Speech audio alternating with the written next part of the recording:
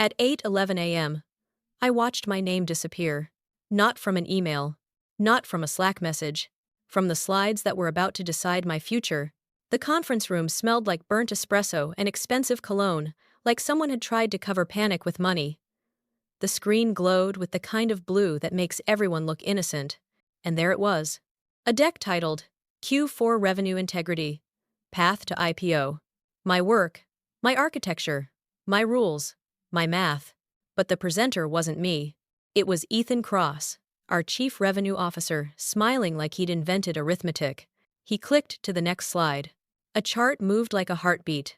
A dashboard I had built, down to the last pixel. And under the header, where my name used to be, there was a new line. Prepared by Revenue Leadership. No credit, no trace, no ghost. Just erased. I didn't react. I didn't blink. I didn't flinch. Because in that moment, I understood something that didn't feel like anger. It felt like physics. If they could erase my name that easily, they could erase me next. And they were already planning to. Ethan's voice was smooth as glass. We've cleaned up the pipeline. Tightened definitions. Reduced risk. He said, we, like it tasted good. Across the table, our CEO, Veronica Sloan, nodded with practiced warmth, her expression calibrated like a brand campaign. On her left sat Lila Chen, head of people, holding a pen like it was a weapon she never needed to draw. On Ethan's right, the intern turned revenue analyst, who suddenly got a promotion last week. Harper Jane sat with a notebook she didn't write in. They didn't look at me. Not once. They didn't have to. I was only there because the numbers were mine, and the room knew it. A board member asked, who designed the integrity framework behind this dashboard? Ethan didn't even hesitate. He smiled bigger. The team did, he said. I led the transformation. That's when my stomach went cold. Not because of the lie. Because of how easy it was for him to say it. Like breathing. Veronica glanced at me, finally just a flicker. A look that said, do not embarrass me in front of them. So I swallowed my words.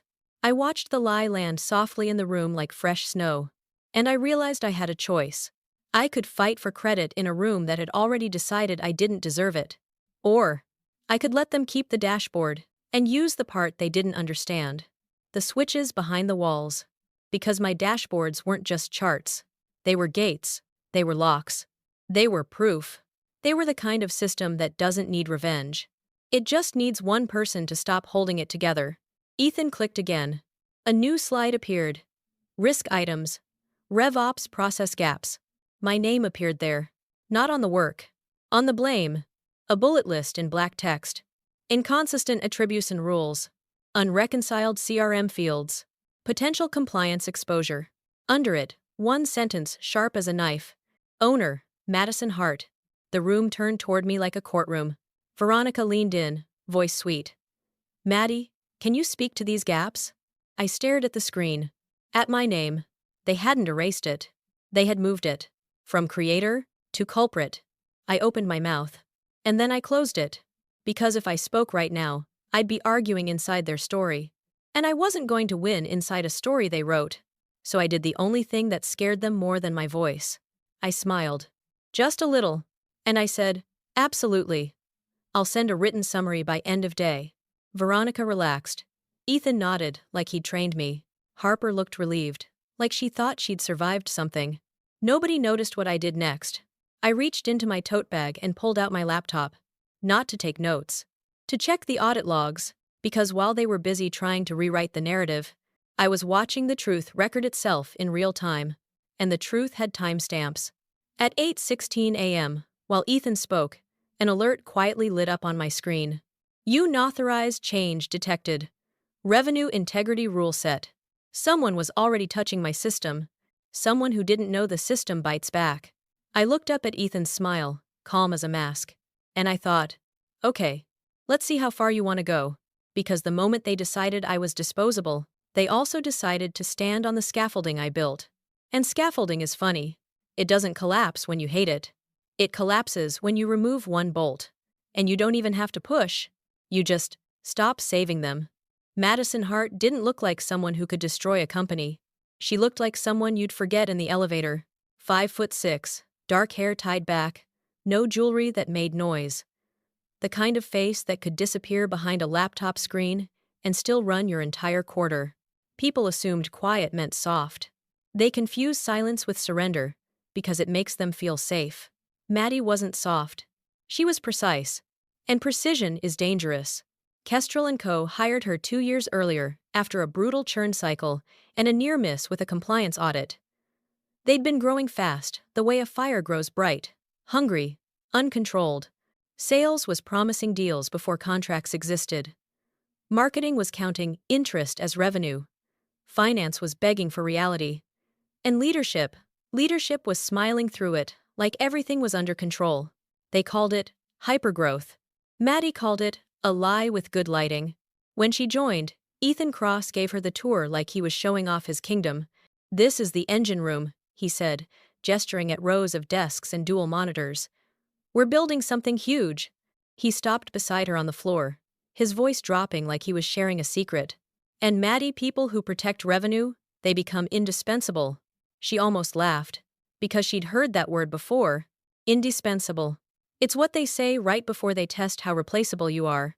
Her first week, she found the rot. Not dramatic rot. Not villain rot. Worse. The casual kind. Pipeline stages that meant different things to different teams. CRM fields that had been edited by hand like a diary. Discounts entered, with no approvals. Close dates sliding forward like a magician's trick. The entire company was a story told by spreadsheets, and every spreadsheet had a different ending. So, Maddie built a system. Not a dashboard. A system. They called it revenue integrity because that phrase sounded like it belonged in a prospectus. It sounded like maturity. But underneath, it was just logic. Rules that didn't care who you were. Definitions that didn't care how loud you were. And logs that didn't care how important you thought you were. She created one source of truth, and then she made it painful to lie to it. She added validations. You couldn't mark a deal committed without a signed document attached. You couldn't change an amount without leaving a reason. You couldn't backdate a close date without an approval chain that created a trail. She built an audit layer too, not for paranoia, for survival, because Maddie had learned early, when the room turns on you, nobody remembers the truth. Only records do. For months, people resisted her. Sales reps hated the friction. Executives hated the boundaries. Even Harper, bright-eyed intern Harper, once complained in a meeting that process kills creativity. Maddie just looked at her and said, "Lying kills companies." The room went quiet. Ethan laughed it off, because that's what he did when a truth arrived uninvited. "Love the passion," he said. "Let's stay collaborative." Collaborative. Another word people use when they want you to soften. Maddie didn't soften. She sharpened. And it worked. Forecast accuracy improved. Finance stopped chasing ghosts. Compliance calmed down. The board started using her dashboards to make decisions. Real decisions. The kind that turned into promotions. And for a moment, Maddie believed the fairy tale. Work hard. Be valuable. The company will protect you. Then she started noticing who was in the room when praise was handed out. Never her. The CEO, Veronica Sloan, would say things like, "Great progress, team. I'm proud of our leadership." And Ethan would nod, hands folded like prayer. He'd send Maddie Slack messages late at night. "Need that integrity view tightened before tomorrow." "No, please." "No, thank you." Just urgency. Then, in meetings, he'd present her tightened view, as if it had appeared out of thin air. Maddie didn't complain. Not because she was okay with it, but because she knew how the game worked. You don't accuse a CRO of theft in public. You become the problem. Instead, she did what quiet women learn to do in loud companies. She documented everything. Every rule change, every request, every approval chain, every retroactive edit. She didn't call it evidence. She called it insurance. And then, 3 months before the board meeting in the Hook, the pressure changed. IPO pressure, the kind that makes executives sweat through their suits. Kestrel needed the numbers to look clean, predictable, audit-friendly. And Maddie's system, her rules, were the only thing keeping the story believable. So they started leaning on her harder. Ethan wanted exceptions. Veronica wanted flexibility. Lila wanted her more aligned with culture. Culture. At Kestrel, culture meant smile. Agree. Don't make leadership look bad. One Friday, Maddie was called into a meeting with Lila Chen. Lila's office was perfectly curated. A plant that didn't look real. A framed quote about belonging. A bowl of candy like a bribe. Lila smiled the way HR smiles when the conversation is already decided. Madison, she said. We've had some feedback. Maddie sat down slowly. About what? Lila folded her hands. Your tone. You can come across as rigid. Maddie blinked once. The rules are rigid. That's the point, Lila said gently, like explaining to a child. But people need to feel supported. Supported. Maddie thought about the 10 p.m. Slack messages. The weekends she spent reconciling corrupted fields. The nights she fell asleep with her laptop open like a wound. Am I not supporting them? She asked. Lila's smile didn't change. We just want to make sure you're a culture ad. Especially with new leadership eyes on the company. New leadership eyes. Board. Investors. IPO advisors. And that's when Maddie understood. This wasn't about tone. This was about positioning. They were preparing the stage. And quiet Maddie was standing in the wrong spotlight. 2 weeks later, Harper Jane was reassigned from intern to revenue analyst. A title upgrade. A salary bump. A shiny little badge. Harper started attending Maddie's meetings. Started asking for access to pieces of the system she didn't fully understand. Just so I can help, Harper said, smiling. Teamwork, right? Maddie gave her view-only access. Because Maddie wasn't cruel. And she wasn't paranoid. Yet. Then came the day before the board deck was finalized. Ethan sent Maddie a message at 11:47 p.m. Need you to adjust attribution logic for enterprise renewals.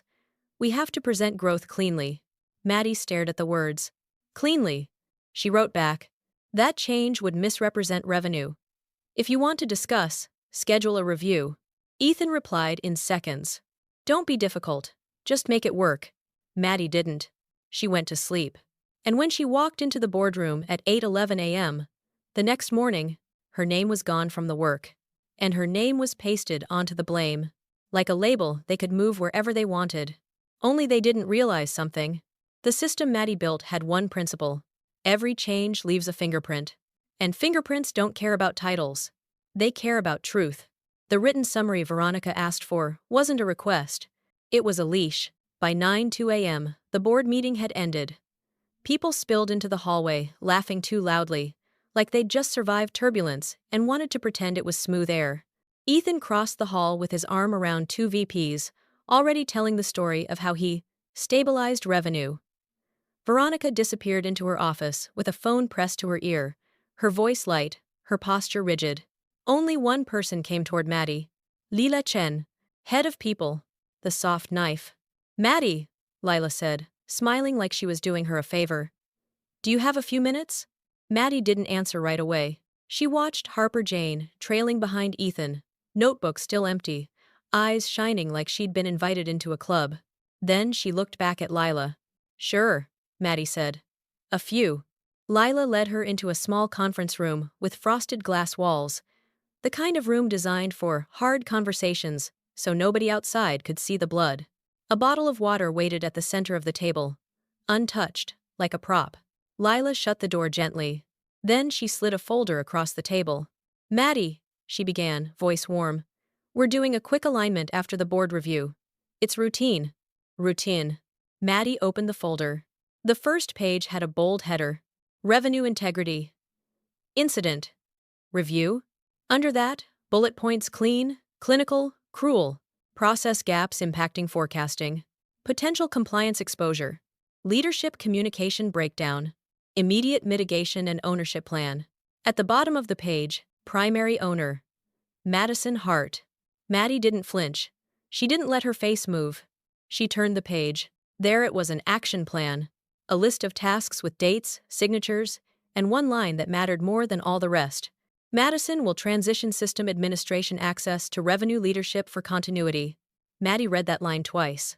Then she looked up. Lila held her smile like a shield. This is just ensuring continuity, Lila said. Your work is important. We don't want any single point of failure. Single point of failure. Maddie let the words settle, because she could hear the real sentence hiding underneath. We don't want you holding the keys anymore. Maddie tapped the line with her finger. You want admin access, she said. Lila laughed softly. Not you personally, Maddie. We want a shared model. Best practice. Maddie leaned back slightly. Who becomes admin? Lila's eyes flickered. Just once. Ideally, Ethan's organization, she said. And Harper can help. She's eager. Eager. Maddie pictured Harper's empty notebook again. Then she nodded once. Slow. Okay, Maddie said. Lila's shoulders relaxed. She had expected pushback. She had prepared for tears, anger, bargaining. She did not expect compliance. Great, Lila said quickly. We knew you'd be a team player. Team player, a phrase that always came right before someone got sacrificed. Lila slid a pen toward her. We just need your signature, she said. For documentation. Documentation.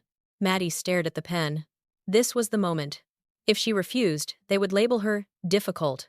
If she signed blindly, they would own her. So she did what she always did.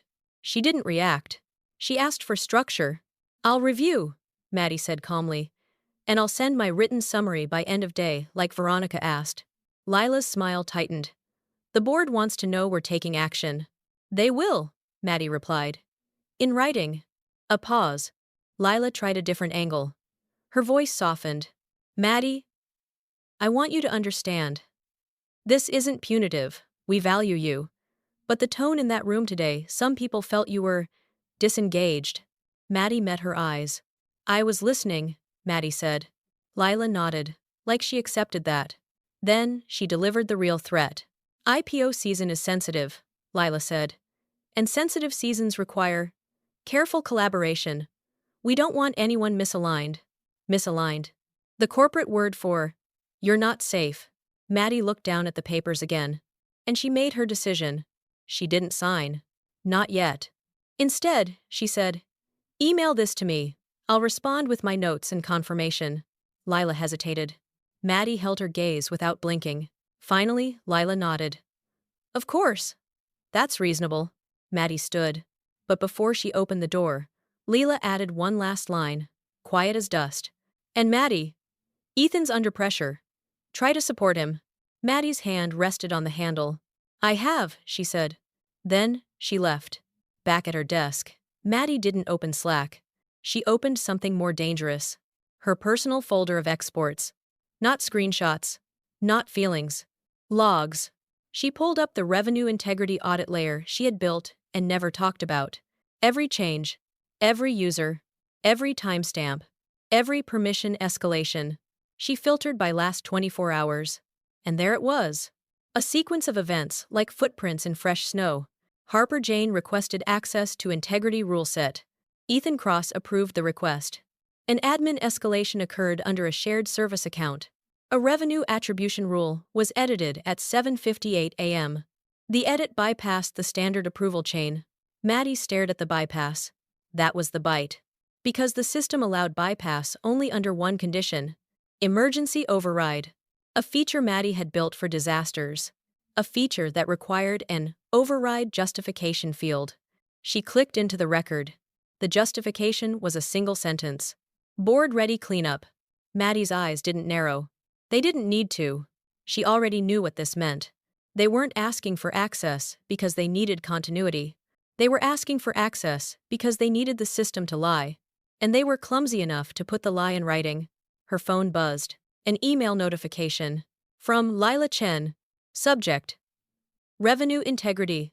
Alignment documentation. Maddie opened it. The message was polite. Friendly. Smiling through teeth. It included the attached incident review. And a short paragraph. Maddie, please review and confirm your agreement to the action plan below, including admin access transition for continuity. There it was. The trap. If Maddie replied, agreed, she would become the owner of whatever fraud they committed after she handed over keys. If she refused, they would frame her as the risk. So she wrote the only kind of response that executives fear. A clean, calm email with sharp edges. No anger. No accusations. Just clarity. She typed. Hi Lila. Thank you for sending this over. Before I can confirm any transition of administrative access, I need written clarification on two items. 1. Are you requesting changes to revenue integrity rules that would alter revenue attribution methodology for board or IPO presentation purposes? 2. If so, who is the approving executive owner of those changes, and will legal and finance be included in the approval chain?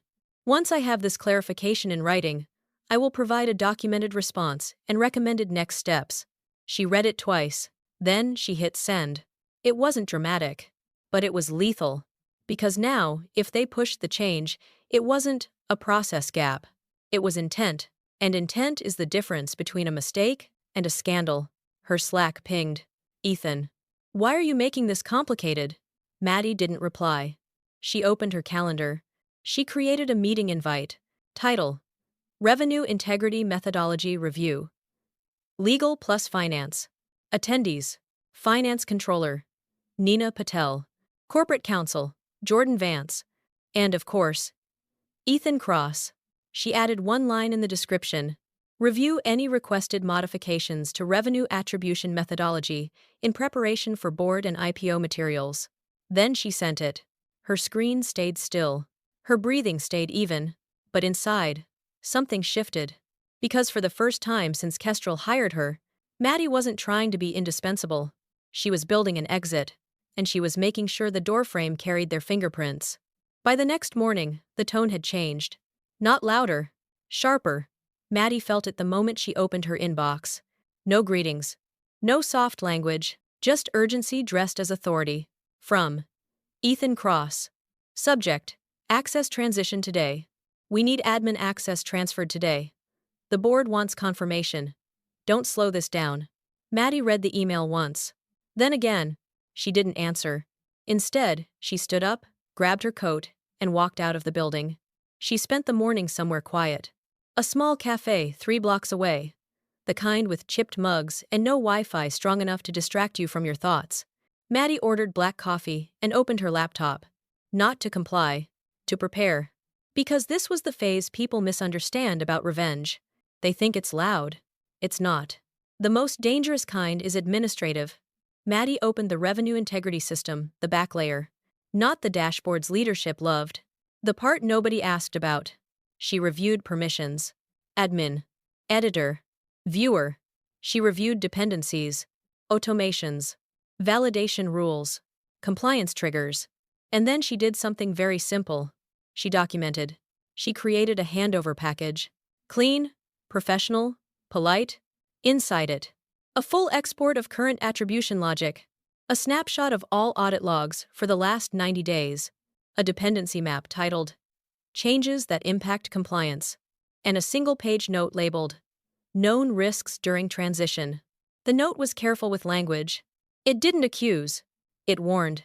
Unauthorized or unreviewed changes to attribution logic may impact forecast accuracy, compliance posture, and audit outcomes. Recommended approval chain includes legal and finance. She saved everything. Time-stamped. Checksum verified. Then she sent one email. To herself. Personal email. Attachment included. Because Maddie had learned something long before Kestrel. Companies own your work. They don't own your memory. At 1:14 p.m. Her calendar pinged. Revenue Integrity Access Transition. Conference Room B. Attendees: Ethan Cross, Leela Chen, Harper Jane, and Maddie. She arrived on time. Ethan didn't.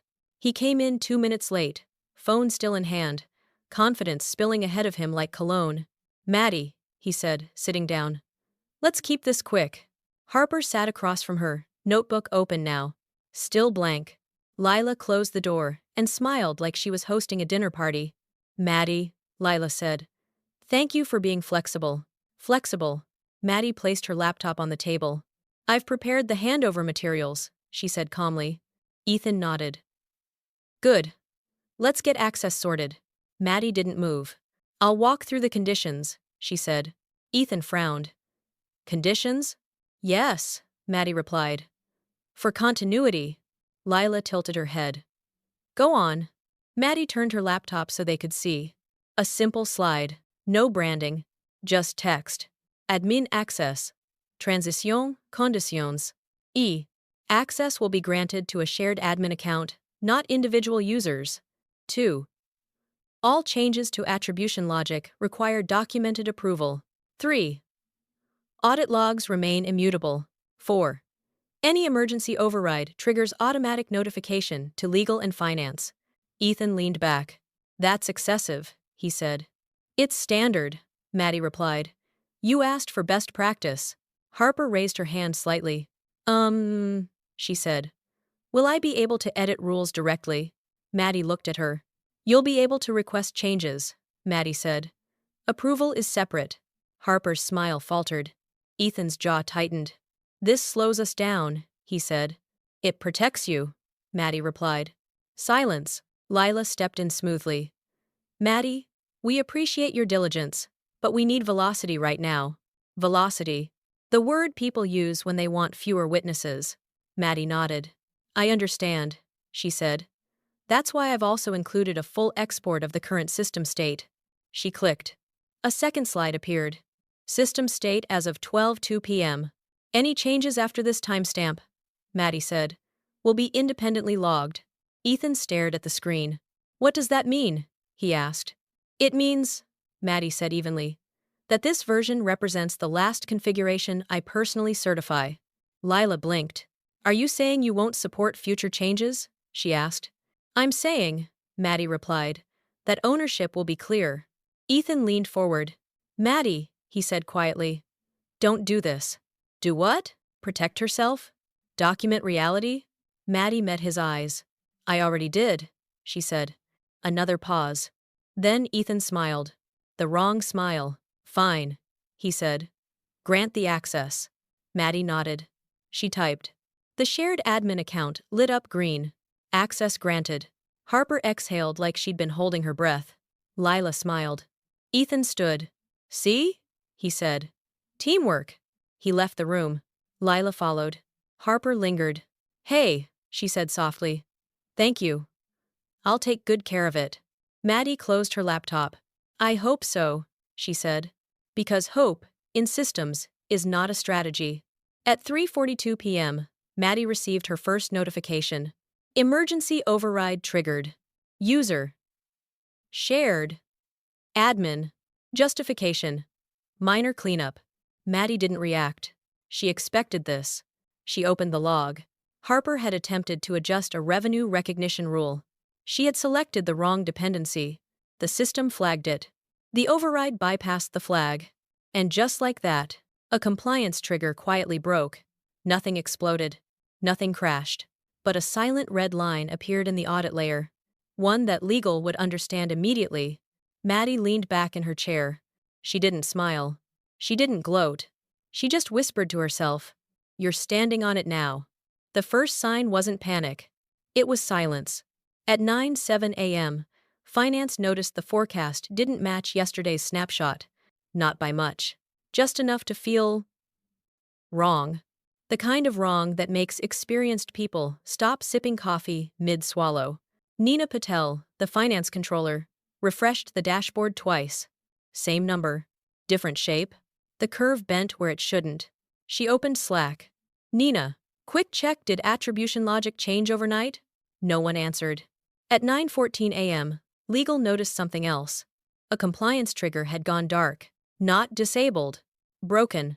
Jordan Vance stared at the audit interface like it was blinking at him. He checked the timestamp. Yesterday. 3:42 p.m. After the handoff. He didn't slack.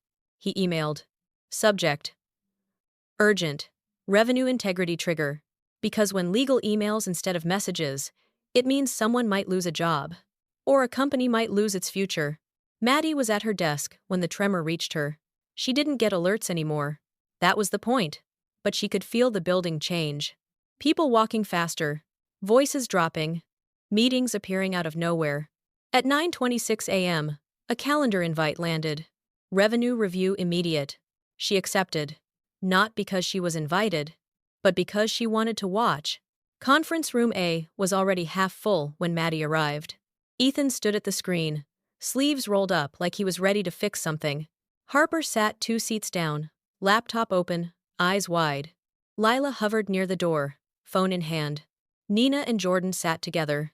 Finance and legal. That pairing alone changed the temperature. Ethan started talking before Maddie sat. "We're seeing a minor variance," he said, smiling tightly. "Nothing material." Jordan raised his hand. "Before you continue," he said calmly, "I need to understand why an emergency override was used yesterday." The word landed heavy. Emergency. Override. Ethan paused. "Operational cleanup," he said. "Standard." Jordan nodded once. "Who authorized it?" Ethan glanced at Harper. Just a glance. But Maddie saw it. Harper swallowed. I did the change," she said quickly. Ethan approved access. Jordan didn't look at her. He looked at the screen. And the justification? Silence. Jordan read it aloud. "Minor cleanup." He leaned back. "That justification doesn't meet our internal threshold for emergency override," he said. "Which means the compliance trigger break is unauthorized." Ethan stepped in. "Let's not overreact," he said. "This is exactly why we needed access to move fast." Nina spoke for the first time. "The forecast now includes revenue that hasn't met recognition criteria," she said. "If this goes into any IPO material—" She stopped herself. Jordan finished the sentence.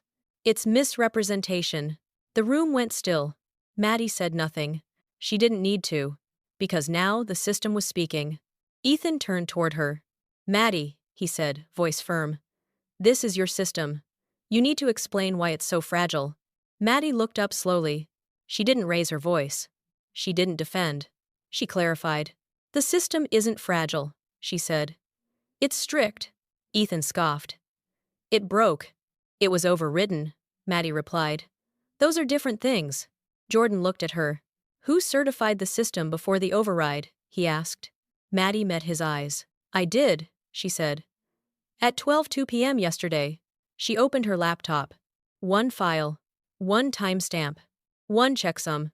"I provided a full export of the certified state," she continued. "Any changes after that time are logged under the shared admin account." She turned the screen toward the room. The audit trail filled the wall.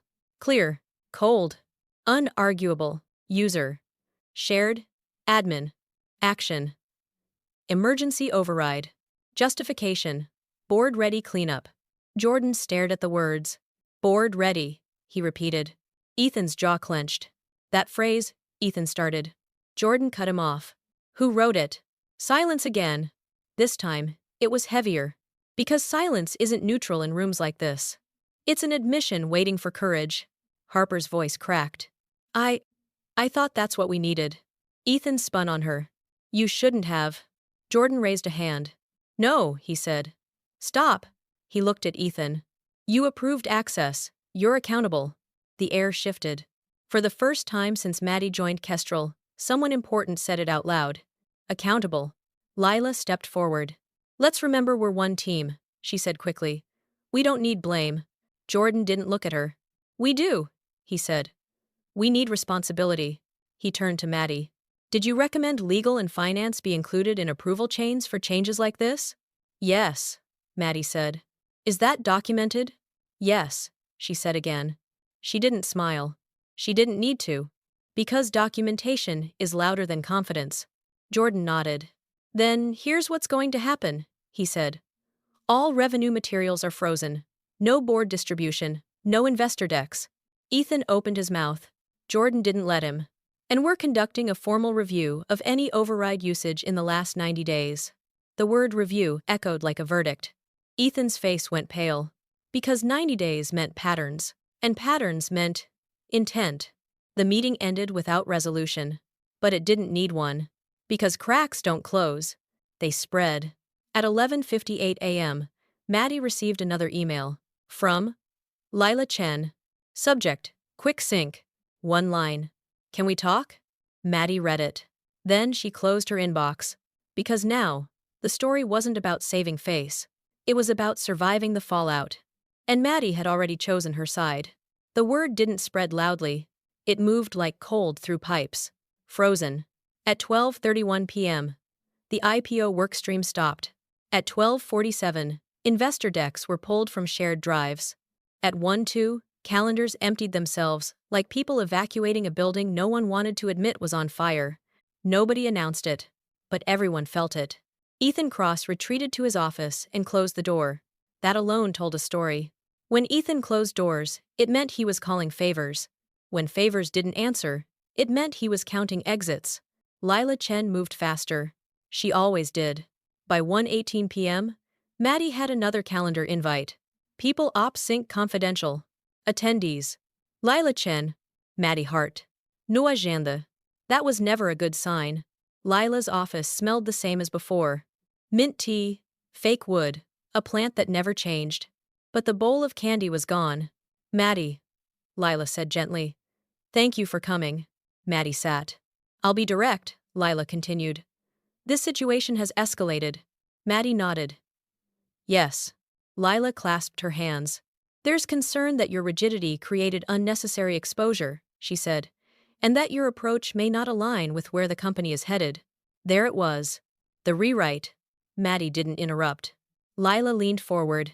We want to offer you a dignified exit, she said. A transition package. Quiet, clean, quiet, clean. The two words companies use when they want silence. What would that look like? Maddie asked. Lila slid a document across the desk. Separation agreement. Draft. 2 months severance. D. Inda. Non-disparagement. Immediate revocation of system access. Maddie read it carefully. Then she looked up. This assumes I did something wrong, she said. Lila smiled sadly. It assumes we're all protecting the company. Maddie closed the folder. I'm not resigning, she said. Lila's eyes hardened just slightly. Then we may need to explore performance-based options, she replied. Performance. Another soft word with teeth. Maddie stood. Before you do, she said calmly, you should speak with legal. Lila blinked. Legal is already involved. Yes, Maddie said. Because of actions taken after my certified handoff. Lila's jaw tightened. Are you threatening us? She asked. Maddie shook her head. No, she said. I'm clarifying boundaries. She paused at the door. And Lila, if my access is revoked, the only certified system state on record is the one I exported. Lila didn't answer. She didn't have to. She understood. At 2:06 p.m., legal sent a company-wide directive. Not an announcement. A restriction. Effective immediately. All revenue reporting, forecasting, and attribution changes are suspended pending review. The freeze was official. Ethan exploded. His Slack messages lit up threads like sparks. This is insane. We're losing momentum. Who signed off on this? No one replied. Because momentum doesn't matter when trust is gone. At 3:11 p.m., Maddie received a call. Unknown number. She answered. Madison Hart? A voice asked. Yes. This is Jordan Vance. Legal. I wanted to speak directly, he said. There's clarity emerging. Maddie listened. We've reviewed the exports you provided, Jordan continued. They're clean, thorough. A pause. And they don't align with the changes made after the handoff. Maddie said nothing. Jordan exhaled.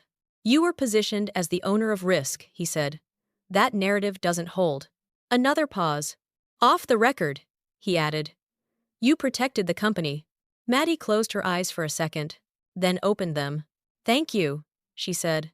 One more thing, Jordan said. If you're asked to leave, don't. Maddie smiled faintly. I wasn't planning to. At 4:02 p.m., Harper Jane packed her bag. Quietly. She didn't look at anyone.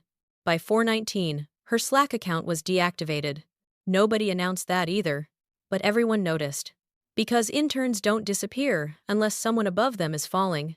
Ethan tried one last move. At 4:37 p.m., he emailed Maddie. Subject. Reset. We both know how this works. Let's align and move forward. Maddie read it once. Then she archived it. Because alignment only matters when power is balanced. And the balance had shifted. As the office emptied, Maddie stayed.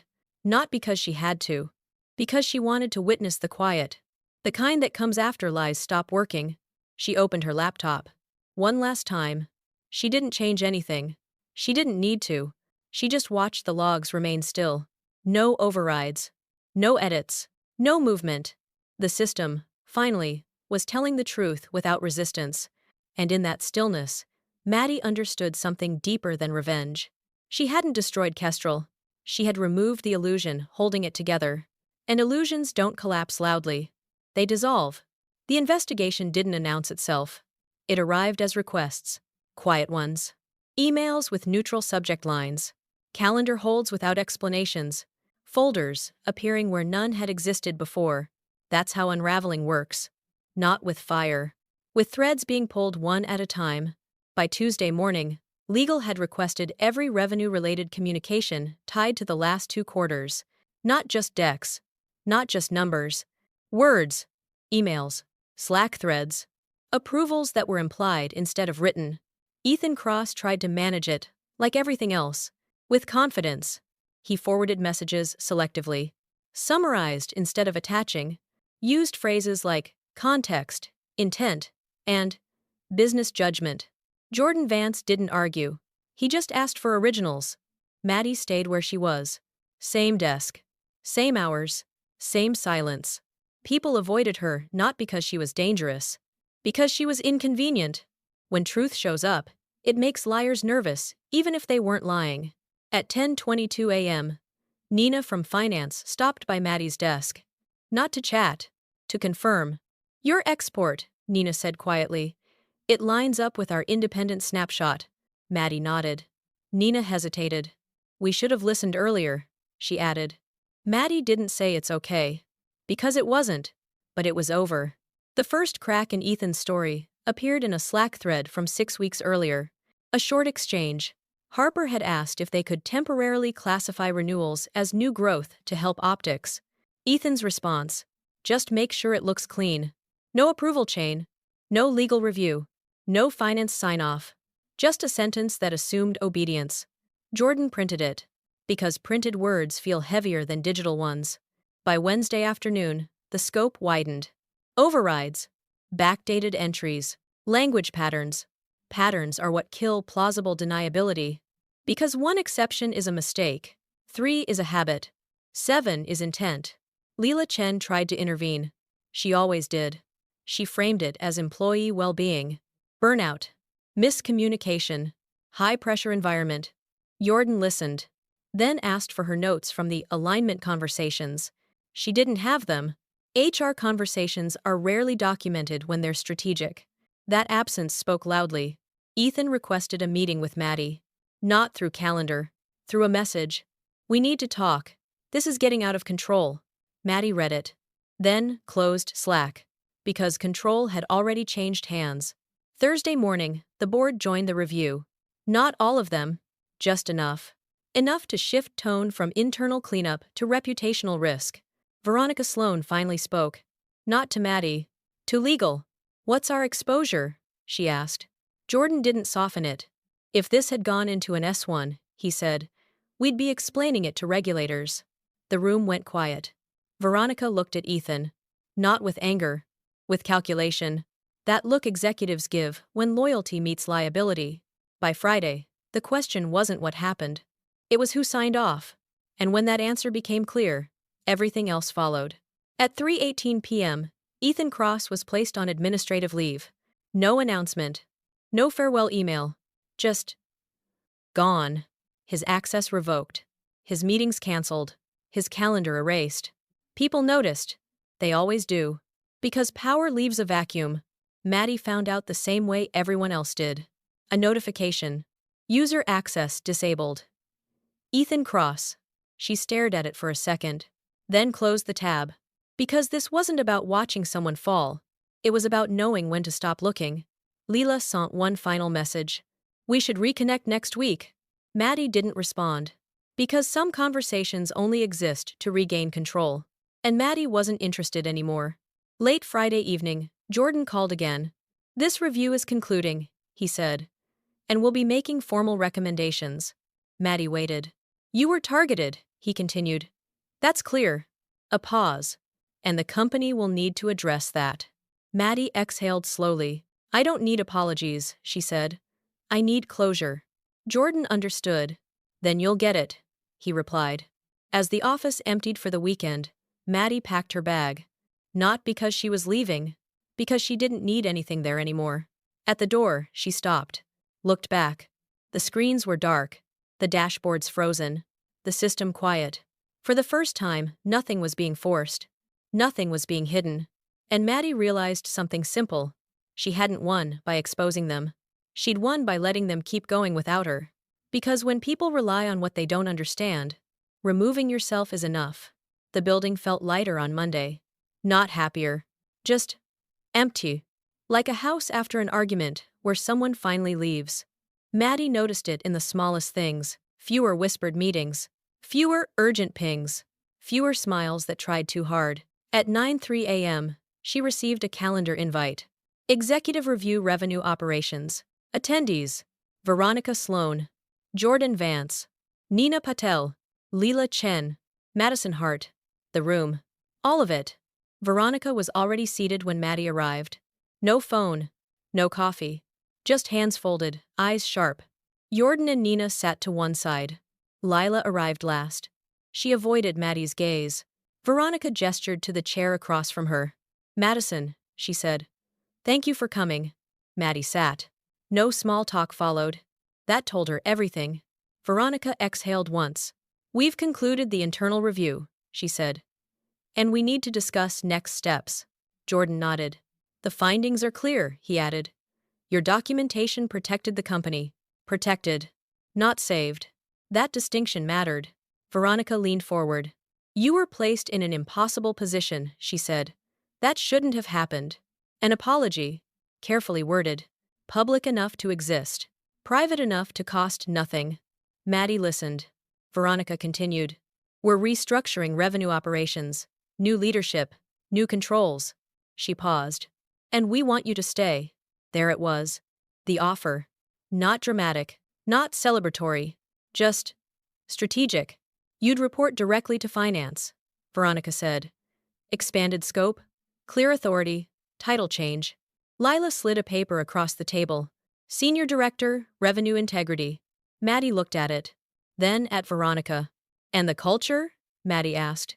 Veronica held her gaze. "We're correcting it," she said. That was the lie Veronica told herself. Maddie smiled faintly. Not because she believed it. Because she recognized it. She had heard this promise before. From other companies. Other rooms. Other women who stayed too long because power finally noticed them. Maddie folded her hands. "I'm not staying," she said. The words didn't echo. They landed. Lila's head snapped up. Veronica blinked. "Yes." Jordan watched her carefully. "Why?" he asked. Maddie didn't answer immediately. She chose the truth that wouldn't be argued with. "Because I don't want to spend the next year fixing what allowed this to happen," she said. "And I don't want to become the reason it never happens again." Silence. Veronica's voice softened. "We can make this right." Maddie shook her head. "You already did," she said. "By stopping it." She stood. "I don't need a title to prove I was right," she continued. "I needed the record to be clean." Jordan nodded slowly. "It is," he said. Lila swallowed. Veronica sighed. "What do you want?" she asked. Maddie answered without hesitation. "A clean exit. No NDA that limits my truth. No non-disparagement." Veronica frowned. "That's unusual." "So was what happened," Maddie replied. Another pause. Then Jordan spoke. "That's reasonable." Lila looked at him sharply. Jordan didn't flinch. "This company doesn't benefit from silencing someone who acted in good faith," he said. Veronica leaned back. She looked tired now. "Fine," she said. "We'll do it your way." Maddie nodded. "Thank you." She picked up her bag. And for the first time since this began, she felt finished. Her last day wasn't announced. It didn't need to be. Word traveled anyway. People stopped by her desk not to gossip. To say things they should have said earlier. "You were right. I'm sorry. I didn't know how bad it was." Maddie accepted none of it personally. Because apologies aren't closure. Choices are. At 4:59 p.m., she shut down her laptop.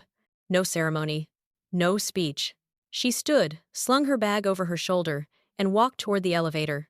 The doors closed softly. As they descended, Maddie caught her reflection in the metal wall. She looked the same, but she wasn't. Because she was no longer waiting to be recognized. She had been witnessed by the only thing that mattered. The truth. Outside, the city moved like it always did. People rushing, phones glowing, lives continuing. Maddie stepped into it. Not triumphant, not bitter, just free. Because revenge isn't always about watching someone fall. Sometimes, it's about walking away, with your name intact, and your silence no longer required. 6 weeks later, Maddie Hart didn't read the article right away. She saw it the way everyone else did. Out of the corner of her eye. A headline sliding past on a muted TV above a cafe counter. Kestrel & Co. Delays IPO. Amid internal controls review. No names. No scandal language. Just delay. The polite word markets use when trust quietly steps back. Maddie finished her coffee. Outside, the morning was ordinary. People arguing with traffic. Someone laughing too loud into a phone. Life continuing, indifferent to corporate collapses. Her laptop buzzed. One new email. Sender, Jordan Vance. Subject, for your information. No greeting. Just a screenshot. An internal memo. One line circled in red. Revenue integrity now reports directly to compliance. Maddie closed the image. She didn't smile. She didn't feel vindicated. She felt confirmed. Because that line didn't exist to honor her. It existed because the company had learned the cost of ignoring her. Later that afternoon, Maddie walked into a different building. Smaller, quieter. No slogans on the walls. Just people who asked precise questions and waited for honest answers. Her badge didn't say director. It didn't say lead. It just had her name. And that was enough. In her first meeting, someone asked, "What's your philosophy on systems?" Maddie thought for a moment. Then she said, "A good system doesn't protect power. It protects reality." No one argued. They just wrote it down. That night, Maddie archived one last folder on her personal drive. Kestrel closed. Inside were timestamps, emails, logs, not trophies, receipts. She didn't delete them. Truth doesn't need to be displayed to be powerful. It just needs to exist. Somewhere else, in a different office, a dashboard refreshed. The numbers were smaller now. Slower, but clean. And for the first time in a long time, no one needed to override them.